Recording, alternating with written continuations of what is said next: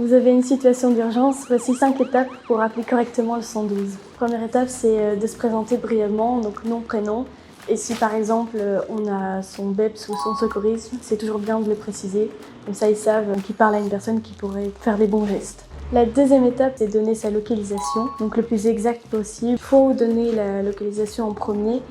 C'est comme ça, si le téléphone se coupe, ils ont directement la localisation et ils savent où on est. Et comme ça, ils peuvent arriver très vite sur les lieux. La troisième étape, c'est des infos sur la victime. Donc le nombre, combien il y a de victimes, l'âge, si c'est bébé, enfant, adulte ou femme enceinte. Et les paramètres, donc état de conscience, si c'est conscient, inconscient. Si la victime respire ou elle respire pas. Si elle a une hémorragie, donc avec beaucoup de sang. Si la victime est accessible ou pas.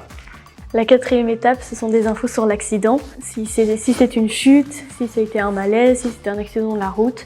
Et si on a pu assister à l'accident, c'est bien de dire aussi ce qui s'est passé et dans quelles circonstances ça s'est passé. La dernière étape, c'est des infos complémentaires, donc si jamais il y a un risque d'incendie ou un risque d'inhalation de gaz ou un risque d'explosion de voiture électrique par exemple. Pour rappel, le 112 est un numéro actif dans toute l'Europe. Voilà, maintenant vous êtes prêts à passer un super appel 112.